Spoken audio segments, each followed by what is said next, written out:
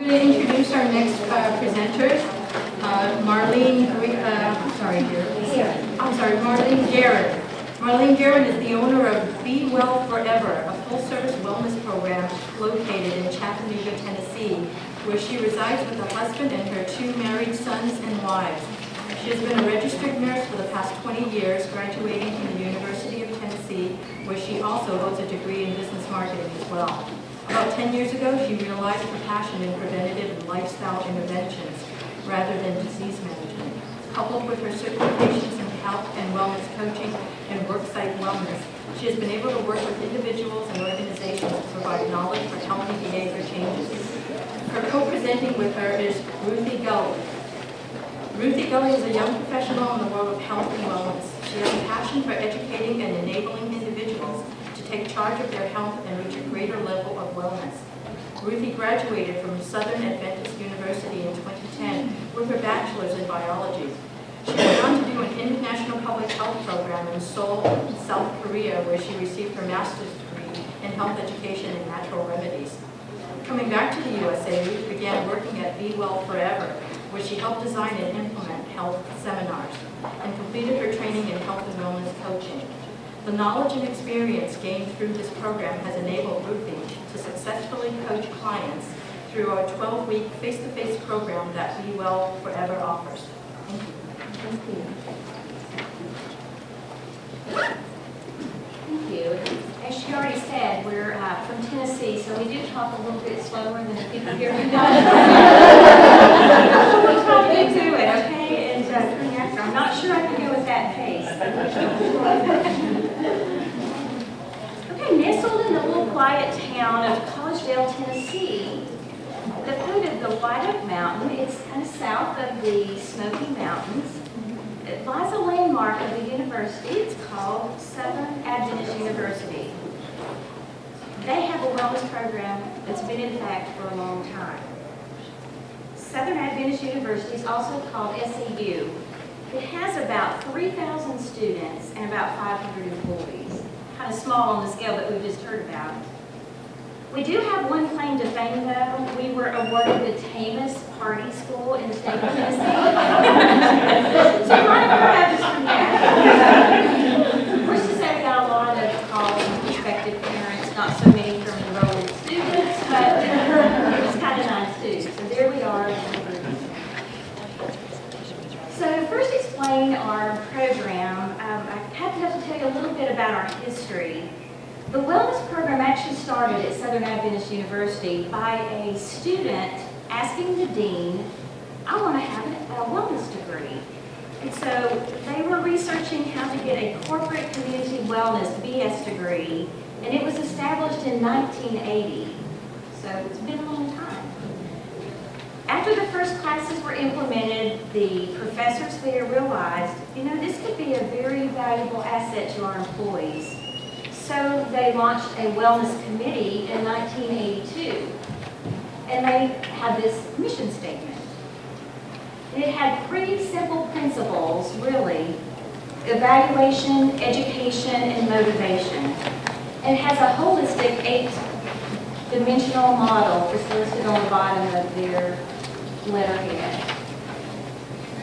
The team that got the ball rolling was pretty forward-thinking. If you think about it, in 1982, because some of the official documented ideas for a wellness program were not even officially endorsed or adopted by like the National Wellness Institute or even the WellCoa Wellness Councils of America.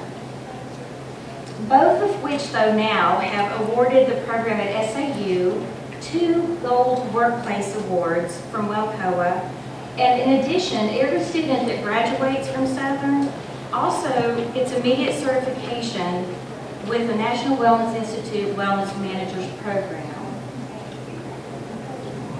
Even though the program developed its concept early, it took almost 25 years for them to develop a wellness center. So they designed the facility, had the plans in place for many years. It's a place where employees, students, and community are able to meet the needs of their wellness. I also have a short video that will show you a little bit about the diversity of the facility.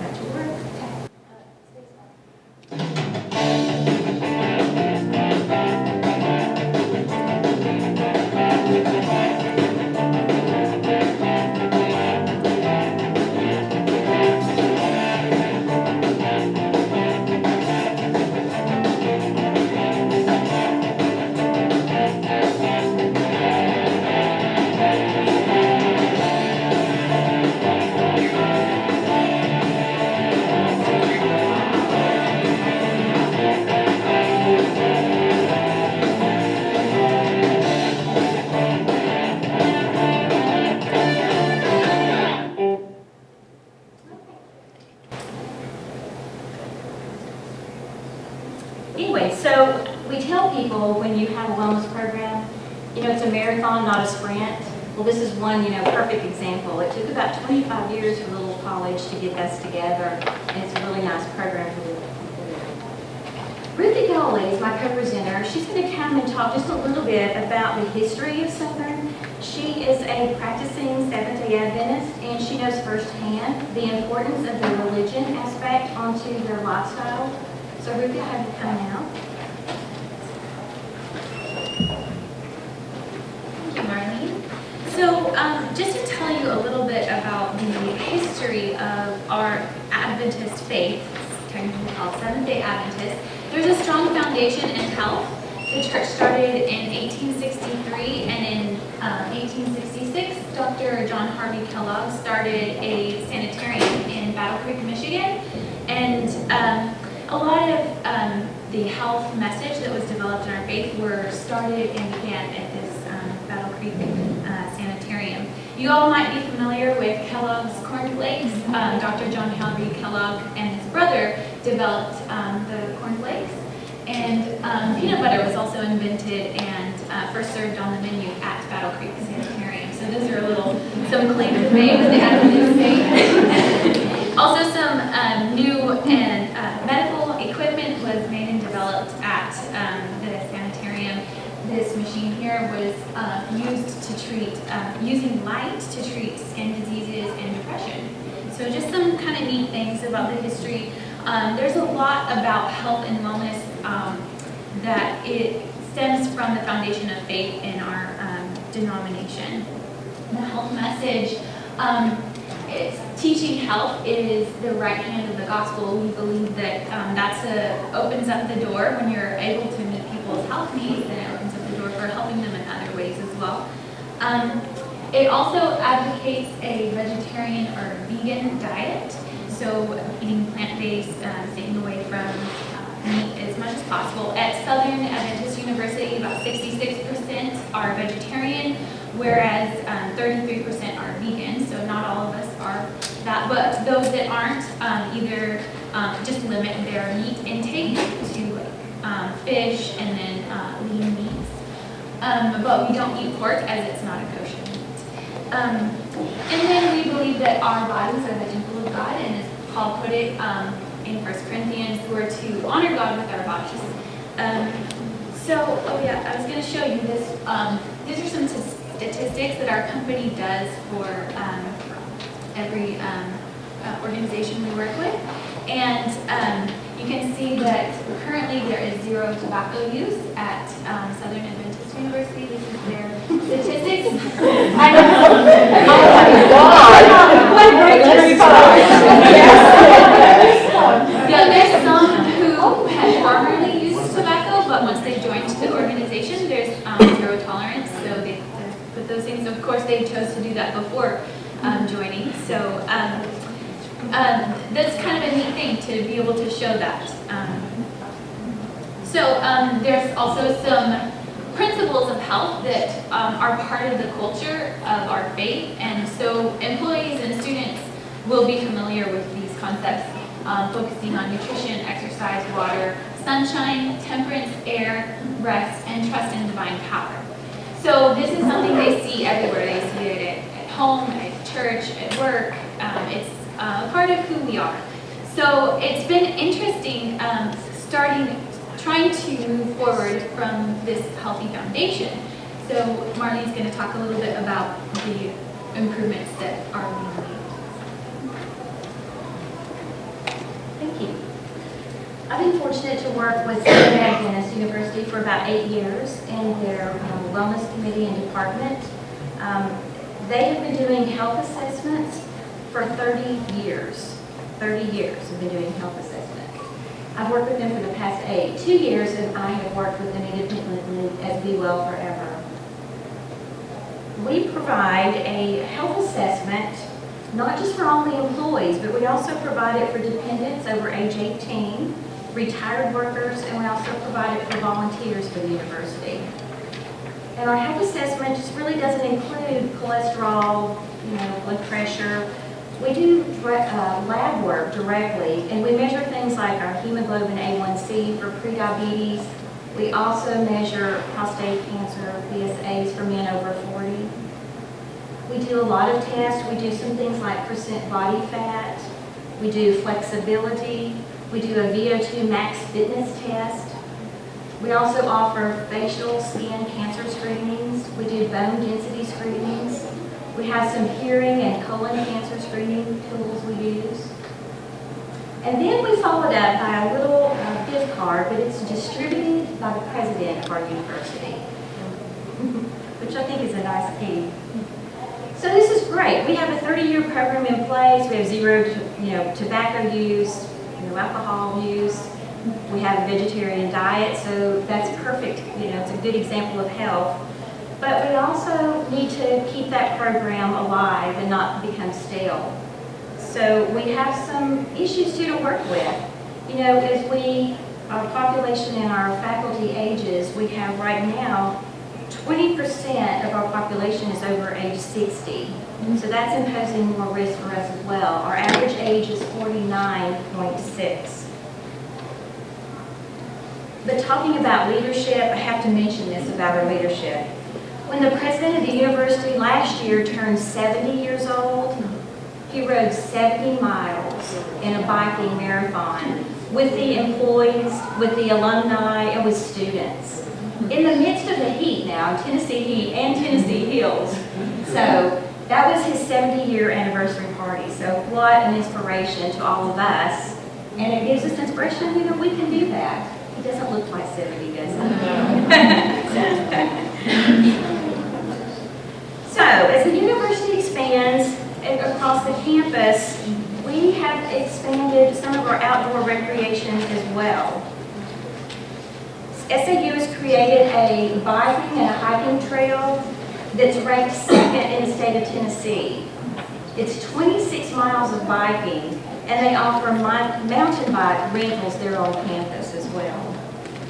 We also offer intramural sports programs.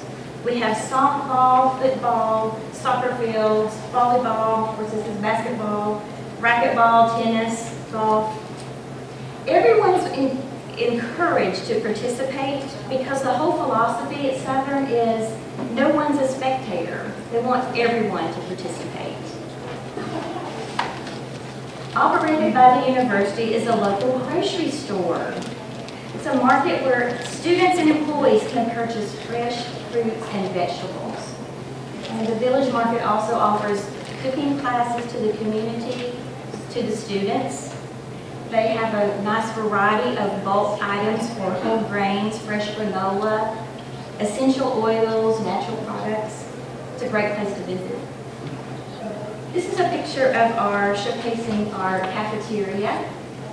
We have vegetarian and vegan options every day. And as an incentive to employees, they have a bonus where they can eat 3 times a week for free in the cafeteria. Really helps. So, also this year, SAU has started their first culinary arts degree program, and it's the only one that is in the country academically accredited for vegetarian food preparation.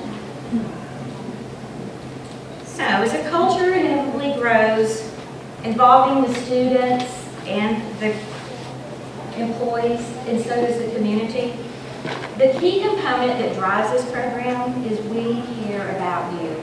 I think Byrne said it best this morning, didn't she? We care about all aspects of your health, and we want to minimize your risk.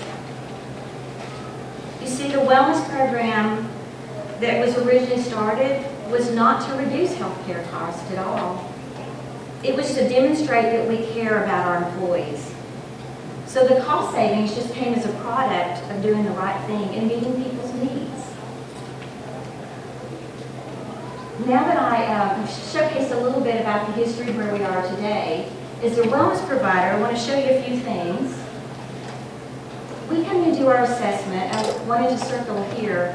We do have an increasing BMI ratio. If you'll look on the very right-hand side, it shows the national percentages.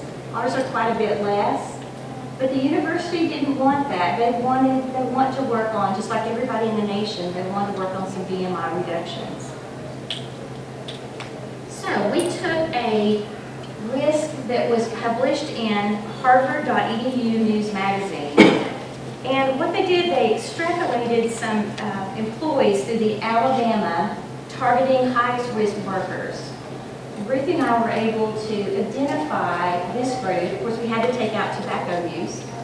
And we extrapolated this and put the employees at Southern University into risk categories. What we did was we targeted the highest risk workers so they could obtain the care first. So even though we only at Southern identified 1% of the population in this risk category, we knew they needed health interventions first. They needed priority.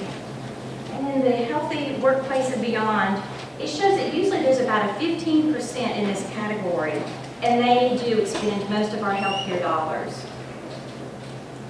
We also found in the Journal of Health Promotion in March of April of 2014, they were able to predict healthcare costs associated with obesity and medical spending for the following year. So this was a study that had 116,000 employees over some large companies, and they were actually determined body mass index on future medical spending. So if you see on this chart, it may be hard, I'm trying to isolate it. The model shows future spending for a very high-risk employee to be $8,621 in medical expenditures per year. So as the next level moves down, it's quite a bit of savings, and as you can see, down to the normal range is much less, $1,000.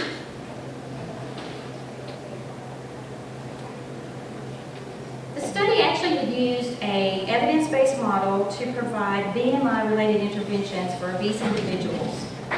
And like many organizations, most employees are concerned about their weight. We see that today on all of our health surveys. Weight reductions ranked one of the most highest choices in employee health surveys when we asked Southern what they would like to change. So our obesity percentages remained high, but they're actually less than the national average. And I must mention, in the state of Tennessee, we're ranked 46 out of 50 in obesity. So our particular culture in our area is quite high. So in 2013, the Wellness Committee decided to provide those with the highest high-risk factors the ability to work with a health and wellness coach for a 12-week program. First of all, to qualify, you had to have a BMI greater than 35%. So our face-to-face coaching program requires a time commitment of 1 hour initially and 30 to 45 minutes for a 12-week program. And this meant having coaches that were pretty flexible because we chose this. We had to be flexible in time. There were sometimes we met clients at 5:30 in the morning, sometimes noon, after classes, whatever, and also flexible and accommodating to their schedules at work, at lunch, at their office, on the walking track. We had to be pretty flexible in that. The Wellness Committee decided then to focus on two goals. One was to try to improve the 0 risk categories and 1 risk factors to a 70% population percentage. We're currently about 55%, so we've got a ways to go. But the second goal was to aim to move all employees from the highest risk factor category to a lower risk factor. And we were able to do that in less than 2 years just by implementing some individual coaching. It works. Working with the finance department at Southern, we were able to determine growth healthcare spending over the past 12 years. The spending curve is offset by the fact that their employment has increased by 20% in the past 12 years. So there were actually some years that healthcare dollars actually decreased when you took into account that their employee numbers were increasing. Overall, SAU spends an average of about 4% increase in total healthcare dollars in the last 12 years. The national averages are around 17%. Tennessee is averaging around 20%. so it's quite a bit. The fact is, our return on investment at Southern Adventist University is about $50 for every dollar spent. 30-year program. So according to the Wellness Committee, they have decided that there's some reasons for this. Number one, each employee realizes the value of their own health, and they really utilize the health screenings. We have 95% participation. They've been providing these assessments for over 30 years, and they have detected early cancer. They've detected early colon cancer, prostate cancer, and we've reversed a lot of prediabetes to diabetes programs too. Number two, the employee wellness, they care about their people. See, Southern's providing assessment kind of for them, they're not just providing something to them. And three, it's really impossible to minimize the religious component, just like Ruthie had talked about. It kind of drives their level of wellness. It's the very base to start with. The university holds classes a lot through lunch called the Christ in Lives series. It has national guest speakers that come on board and talk about health with the whole balance-related issues. They even brought a summit of wellness to the university in 2012 for emotional, physical, spiritual health, and well-being. So the culture of health is an atmosphere for each employee, and it provides a safety net for fellow employees. Co-workers have identified their own weight loss programs. We also do some Weight Watchers programs. We also have a great wellness website. It has valuable health tips. And it's kind of like we were talking earlier. It's a way for people to earn yet another incentive, but they go on and add points to certain things that they do. And it's about balance. It's not just about exercise. A lot of things they can do. I know it's kind of hard to read. It's a good program. And five, SAU believes that employees can live to their full potential. They believe that they can live without dysfunction in advanced age. They truly believe that they are not relying on the promotion of excessive prescription or surgical interventions to prolong their health. So Southern Adventist University believes that awareness, education, and growth can lead to a higher level of wellness. Therefore, Southern is not content by staying in this neutral point, but they always want to keep healthy people healthier. So, thank you for